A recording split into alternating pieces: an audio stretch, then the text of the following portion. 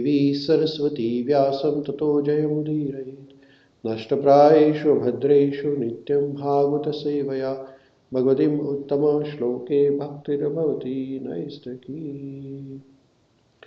Hare Krishna, Rudraj Śrīmad-Bhāgavatam ki jai.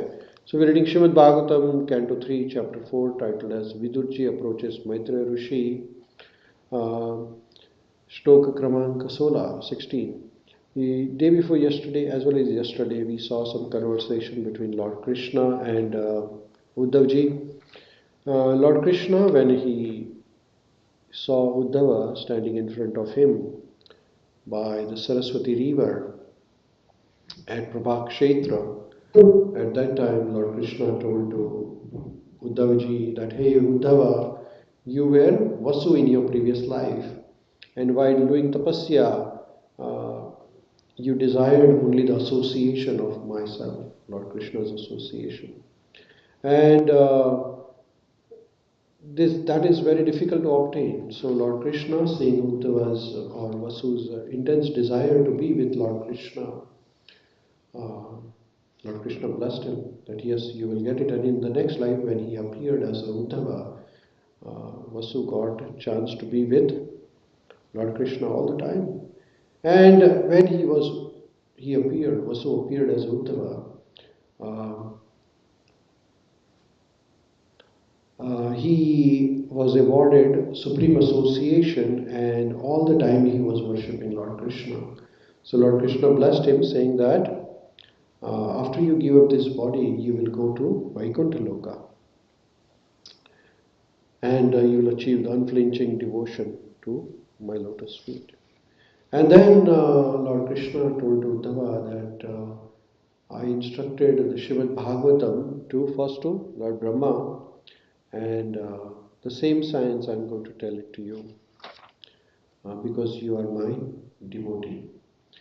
And then yesterday we learned that Uddhavji said to Vidurji that he was very much favored by Lord Krishna through his pure devotion. And Uddhavji told to Lord Krishna that, hey, Lord Krishna, you are so merciful that one who does your bhakti can achieve dharma, artha, kama, moksha very easily. But as far as I am concerned, I just need only your bhakti, pure Shuddha bhakti. So Uddhavji did not desire anything from Lord Krishna other than service, loving service to him, Lord Krishna. So that was the desire, and that is what Uddhavji expressed to Lord Krishna. Further, now Uddhavji is saying to Lord Krishna in this shloka, you can repeat after me. Karmani anisya bhavo bhavasyate.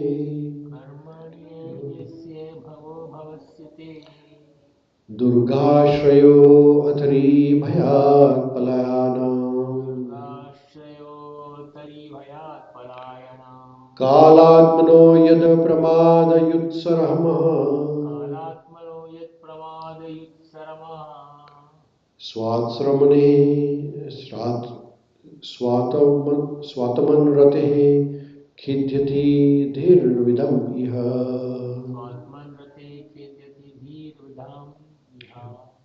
Translation. Uddhavji is saying to Lord Krishna, my dear Lord Krishna, even the learned sages become disturbed in their intelligence when they see that your greatness engages in fruitive work. Although you are free from all desires, that you take birth.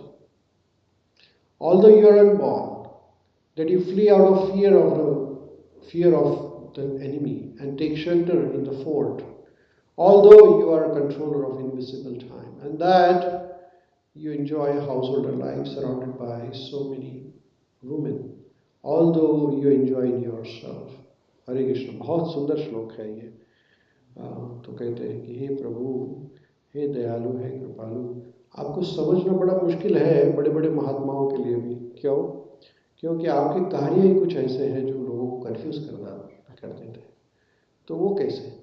तो कहते हैं कि आप अजन्मा हो. कहते हैं कि भगवान तो अजन्मा है, लेकिन आप जन्म भी लेते हो.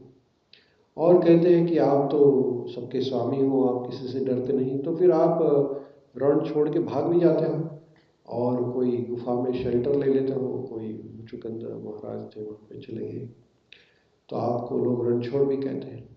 और कहते हैं कि आपको तो आनंद की कोई जरूरत नहीं है, क्योंकि आप स्वयं सच्चिदानंद विग्रह हो। तो फिर आप इतने सारे गोपियों के साथ, इतने सारे रानियों के साथ शादी करते हो, तो लोगों को समझ नहीं आ रहा है कि आपका कैसा है, आपको समझना बड़ा मुश्किल है। तो उद्धव जी ये जो प्रश्न नहीं, लेकिन भगवान की महिमा का मंडन कर रहे हैं, भगवान को कह रहे हैं कि हे प्रभु, आपको कोई समझ नहीं पाएगा। और ये बात सच है, भगवान को समझना बड़ा मुश्किल कार्य है। लोगों को भ्रमित करने के लिए ही भगवान ऐसे कार्य करते हैं। जब भगवान गोवर्धन पर्वत उठा लेते हैं तो लोगों को लगता है अरे एक बालक कैसे उठा सकता है, ये कुछ ठीक नहीं है। इसलिए जिनकी भगवान की श्रद्धा नहीं है वो भगवान से दूर हो जाते हैं। इसलिए भगवान कहते हैं कि चलो जो मेरे भक्त हैं वो ही मेरे पास आ सकेंगे।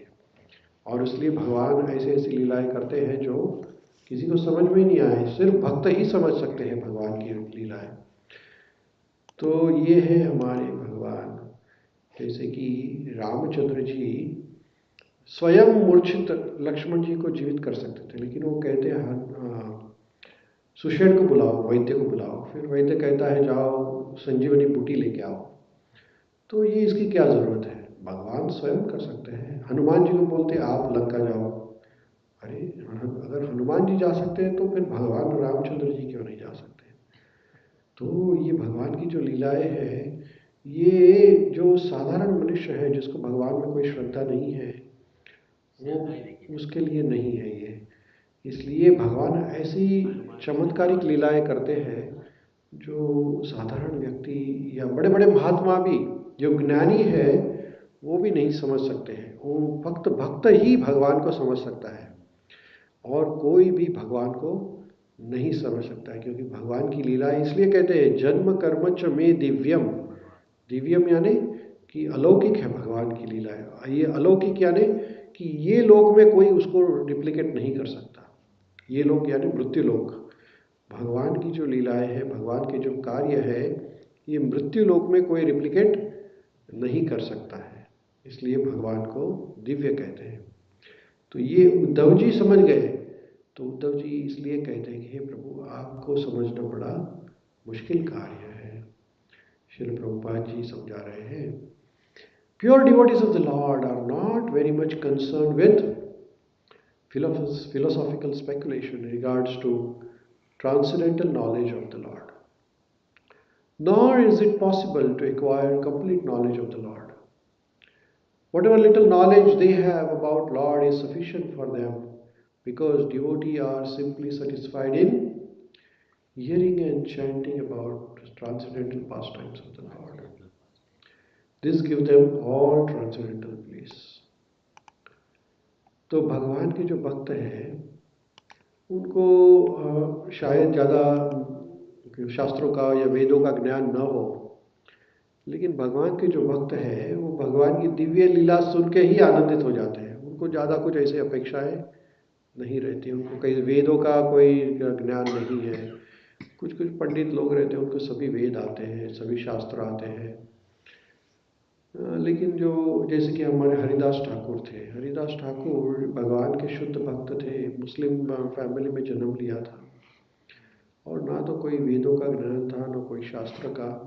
लेकिन चैतन्य महाप्रभु ने उनको कहा कि आप तो नामाचार्य हो। क्यों? क्योंकि हरिदास ठाकुर को भगवान की कृपा से नाम स्मरण की महिमा समझ में आ गई थी। तो वो दिन रात 24 घंटे में से कम 22 घंटे 20-22 घंटे भगवान के नाम का स्मरण करते थे।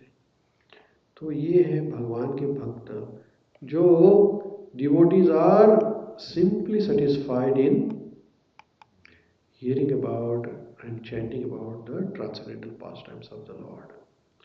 But some of the pastimes of the Lord appear contradictory even to such pure devotees. And thus Uddhava asked the Lord about some of the contradictory incidents in his pastimes. तो उद्धव जी भगवान को कहते हैं, प्रभु आप ये ऐसा विरोधाभास हो जाए ऐसा कार्य क्यों करते हो? तो क्या कार्य? तो कहते आपने इतने सारे राक्षसों को मार दिया, कंस को मार दिया, तो जरासंध के भाग्य को चले गए। तो जरासंध बार बार मथुरा पे आक्रमण करता था जरासंध, तो उससे आप क्यों भाग के चले गए? तो इसलिए भगवान को रणछोड़ कहते हैं। The Lord is described as having nothing to do personally, but it is actually so because even in the creation and the sustenance of material world, the Lord has nothing to do. It seems contradictory then to hear that the Lord personally lifts the Govardhan hill for the protection of his unalloyed devotee. Lord is the supreme Brahman, the absolute truth, the personality of Godhead appearing like a man. But Uddhav had doubt whether he could have so many transcendental activities. तो यहाँ पे भगवान के बारे में लिखा है कि जैसे कि गोवर्धन पर्वत, तो कहते हैं कि भगवान को गोवर्धन उठाने की क्या जरूरत थी? वो तो कार्य कोई भी दूसरे के द्वारा भी करवा सकते थे, खुद क्यों उठाया? और ऐसे लोगों को मन में शंका आ जाए कि इतना बालक कैसे क्या गोवर्धन उठा सकता है? तो कहते हैं कि आप तो स्वयं सुप्रीम ब्रह्मान, आप एब्सोल्यूट ट्रूथ हो, आप ही सुप्रीम पर्सनैलिटी ऑफ गॉड है, सर्वेश्वर हो, तो आप एक मनुष्य के जैसे आके ऐसे कार्य करके लोगों को कंफ्यूज क्यों करते हो? There is no difference between the personality of Godhead and the impersonal Brahman. How then can Lord have so many things to do, whereas the impersonal Brahman is stated to have nothing to do, either materially or spiritually? तो भगवान के कुछ लोग भगवान को ब्रह्म ज्योति के रूप में मानते हैं, कुछ लोग कहते हैं कि भगवान को कोई स्वरूप नहीं है, भगवान ब्रह्मेति परमात्मेति भगवान एति शब्दते। तो कुछ लोग कहते हैं कि भगवान एक लाइट है, निराकार स्वरूप, भगवान का कोई स्वरूप नहीं है। हाँ, तो कहते हैं कि तो ये निराकार स्वरूप है, उसको तो कोई कार्य नहीं है। ये बात भी सही है, क्योंकि निराकार को कोई रूप ही नहीं है तो कार्य क्या रहेगा? तो फिर आप स्वयं वो निराकार के स्तोत्र होके आप क्यों इतने सारे कार्य कर रहे हैं? If the Lord is ever unborn, how then he is born as the son of Vasudeva and Devaki? तो कहते हैं लोग ऐसा भी पूछेंगे एक बार कि ये क्या जन्म लिया है वसुदेव देवकी? भगवान तो अजन्मा है, ऐसा लोग कहते हैं एक्चुअल में हमें। हम जब भी कोई ऐसे निराकारवादी को मिलते हैं तो हम जब जन्माष्टमी का फेस्टिवल करते हैं तो कहते हैं ये क्या पागल लोग हैं। तो क्यों? तो कहते हैं कि भगवान को तो कोई जन्म नहीं होता है। ये बात सही है, एक्चुअली भगवद गीता के 4थे अध्याय में भगवान खुद कहते हैं कि मैं अजन्मा हूँ। भगवान जब अर्जुन को समझा रहे हैं कि भगवद गीता के उपदेश के बारे में, तो भगवान अपनी हिस्ट्री बता रहे हैं। हाँ, भगवान का नाम होने के लिए तो भगवान को अर्जुन पूछते हैं कि प्रभु आपको ये सब कैसे मालूम? आपने अगर ये भगवद गीता अर्जुन को बताई, अपना सन गॉड विवस्वान और विवस्वान मनु ने ईश्वाकु को बताई, तो फिर आपको ये सब कैसे मालूम? तो भगवान कहते हैं मैं तो अजन्मा हूँ, मैं तो आता हूँ संभवामि युगे युगे, कोई कार्य के लिए, लेकिन मेरा कोई जन्म नहीं होता है। तो लोग पूछते हैं कि अगर भगवान अजन्मा है, भगवान तो सदैव रहते हैं, तो फिर ये वसुदेव देवकी यहाँ जन्म कैसे ले लिया भगवान ने, या दशरथ महाराज और कौशल्या के यहाँ जन्म कैसे ले लिया भगवान ने? तो किसी को समझ में नहीं आता है ऐसा भगवान की बातें। He is fearful to Kala, the supreme fear, and yet the Lord is afraid of fighting Jarasandha and takes the shelter in the fort. देखिए, भगवान से काल भी डरता है। तो ये कैसे हो गया कि जरासंध से युद्ध करते करते भगवान भाग गए और एक गुफा में जाके छुप गए। How can one who is full himself take pleasure in the association of many women? How can he take wives and just like a householder takes pleasure in the association of family members, children, relatives and parents? All these apparently contradictory happenings bewilder even the greatest learned scholars, who thus bewildered cannot understand whether the inactivity is a fact or whether these activities are only imitations. तो कहते हैं कि आपकी जो भी कार्य है वो लोग सोचते हैं कि ये क्या सच में ऐसा हो सकता है या फिर ये सिर्फ सिर्फ मनगढ़ंत कहानियां हैं, इमेजिनेशन है, क्या है ये सब. The solution is that the Lord has nothing to do with anything mundane. All his activities are transcendental. This cannot be understood by mundane speculators. For the mundane speculators, there is certainly a kind of bewilderment. But for transcendental devotees, there is nothing astonishing in this. The Brahman conception of absolute truth is certainly the negation of mundane activities. But Parabrahma conception is full with transcendental activities. तो यहाँ पे प्रभुपाद जी समझा रहे हैं ये कि इसमें ऐसा कुछ आश्चर्य की बात नहीं है कि भगवान ऐसे कार्य करते हैं जो साधारण व्यक्ति को समझ में ना आए. जिस कार्यों के एग्जाम्पल दिए यहाँ पे कि भगवान जरासंध से भाग जाते हैं या फिर भगवान गुफा में जाके छुप जाते हैं जरासंध से, या फिर कोई साधारण व्यक्ति जैसे शादी करते हैं और अपने कुटुंब में आनंद लेते हैं. लेकिन इसमें कोई कन्फ्यूजन का बात नहीं है. ये भगवान के लिए, भगवान परब्रह्म है तो उनके लिए कोई ऐसा कोई कार्य करना कोई बड़ी बात नहीं है. जैसे कि भगवान इतने सारे चंद्र ग्रह सूर्य सब आकाश में घूमते रहते हैं तो इसको भगवान अपने आप ही मेंटेन करते हैं. तो फिर जो भगवान इतने सारे ग्रहों को लटकते रखते हैं उनके लिए छोटा सा पर्वत उठाना कोई बड़ी बात नहीं हो सकती है. भगवान जब लाखों करोड़ों जीव का पालन पोषण करते हैं, उन्हीं की एक्टिविटी से फल मिलता है. हाँ, भगवान जब लाखों करोड़ों जीव का पालन पोषण करते हैं तो फिर 16,108 तो कोई नंबर ही नहीं आता है ना. जब इतने सारे जीवों का भगवान खाना पीना सोना सब ध्यान रख रहे हैं, जंगल में जो जानवर हैं उनको भी खाना दे रहे हैं, छोटी छोटी चींटियाँ हैं, बर्ड्स हैं, पशु हैं, पक्षी हैं, सबका भगवान ध्यान रख रहे हैं. तो ऐसे अनंत ब्रह्मांड के अधिपति हमारे भगवान श्री कृष्ण अगर एक 16,108 रानियों के साथ शादी करें तो कोई बड़ी बात नहीं है, क्योंकि वो तो अखंड ब्रह्मांड के स्वामी हैं, सबके स्वामी हैं, हमारे आपके सबके स्वामी हैं. तो ये लेकिन भगवान के भक्त ही समझ पाएंगे. यहाँ पे ऐसे भगवान श्रील प्रभुपाद भगवान के बारे में बता रहे हैं. One who knows the distinction between the conception of Brahman and the conception of Supreme Brahman is certainly the real transcendentalist. There is no bewilderment for such transcendentalist.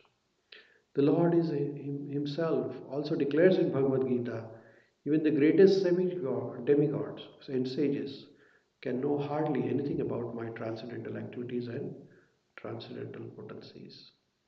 The right explanation for Lord activities is given by grandfather Bhishmadev in Bhagavatam 9, first canto 9, chapter 16. तो भगवद गीता में 10वें अध्याय में भगवान even कहते हैं कि बड़े बड़े साधु संत भी, बड़े महात्मा और देवता भी भगवान के बारे में कुछ समझ नहीं सकते. कहते हैं कि नमे विदुसुराणा प्रभवम न मर्षय अहमार्दि देवानाम मर्षिणाम च सर्वश. तो भगवान अपने विभूति योग के विभूति के बारे में बता रहे हैं. तो भी कहते हैं कि देवी देवता भी भगवान को नहीं समझ सकते हैं. तो विश्व पितामह भगवान के बारे में बता रहे हैं भागवतम में. न हि यस्य गर्चित राजन पुमान वेद विधि स्थितम यद विजिज्ञास्य युक्त मुह्यन्ति कवयो अपि. तो श्रीमद् भागवतम में भीष्म पितामह युधिष्ठिर महाराज को समझा रहे हैं. क्या कह रहे हैं? युधिष्ठिर महाराज को भीष्म पितामह समझा रहे हैं कि O king, no one can know the plan of the Lord Shri Krishna, even though great philosophers inquire exhaustively, they are bewildered.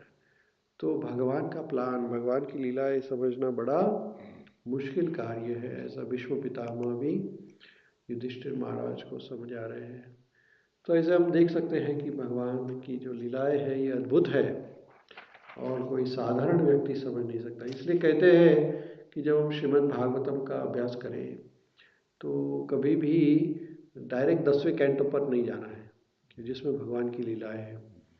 पहला कैंटो, दूसरा कैंटो, तीसरा कैंटो, धीरे धीरे धीरे धीरे हम जब समझते समझते आगे बढ़ेंगे तो हमें भगवान की लीलाओं का आनंद मिल सकता है। नहीं तो अगर डायरेक्टली हमने भगवान की लीलाएं चालू कर दी तो हमें शंका आएगी, डाउट आएंगे भगवान के ऊपर, ये कैसे हो सकता है, ऐसा थोड़ी पॉसिबल है कि भगवान छोटा सा बालक कैसे हो सकता है कि कोई राक्षस को मार दे। तो ये है भगवान की दिव्य लीलाएं। तो हम यहाँ पे विश्राम लेंगे और फिर आगे